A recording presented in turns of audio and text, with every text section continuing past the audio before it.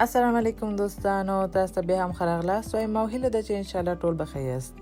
د دې ورځې ویډیو کې غواړم تاسو سره داسې خوړو ریسیپي شریک کړم چې ژر تیاریږي او د تاسو کولی شئ د ماشومانو د ښوونځي دپاره تیار کړئ او یا هم هر یو ځانګړې محفل یا موقع باندې هم جوړولی شئ.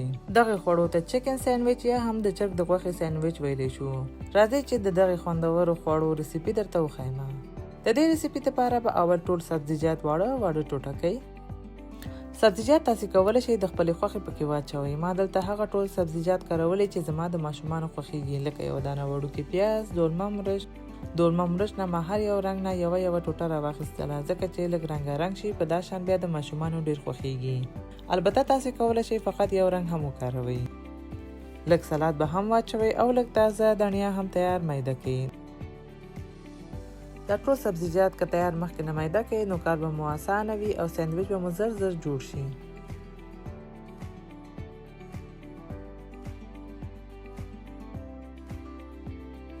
ورپسې به بیا تقریبا 250 ګرامه د چرګ بغیر د هډوکي غوښه تیار جوش کړئ او بیا به یې پرېږدئ چې لږه یخه شي. غوښه چې لږه یخه شوه بیا به یې ریشه کړئ. د چرګ غوښه پروا نه کوي چې د هرې برخې وي، هره برخه چې ستاسو خوښیږي کولی شئ هماغه جوش کړئ، فقط هډوکي بیا ترې لرې کړئ. او د جوشولو دپاره یې لږه مالګه او سرکه هم اوبو کې واچوئ. بیا به یو کاسه واخلئ او دا ریشه شوې غوښه پکې واچوئ. میده شوي پیاز به هم پکې واچوئ. بیا به دولمه مرچ یا پاپریکا هم پکې واچوئ. په دې ریسیپي کې به تقریبا نیم پیاله دولمه مرچ واچوئ. د نه بعد به بیا نیمه پیاله سلاد هم پکې واچوئ او د خپلې خوښې په اندازه تازه دڼیا به هم پکې واچوئ. بیا به تقریبا یوه پیاله میونیز هم پکې واچوئ. ورپسې به یوه وړه قاشوغه مالګه، یوه وړه قاشوغه تور مرچ او که مو خوښه وه نو کولی شئ یوه غټه قاشوغه چیلي ساس هم پکې واچوئ. البته دا استثنایي دی. بیا به دا ټول مواد ښه سره ګډ کړئ.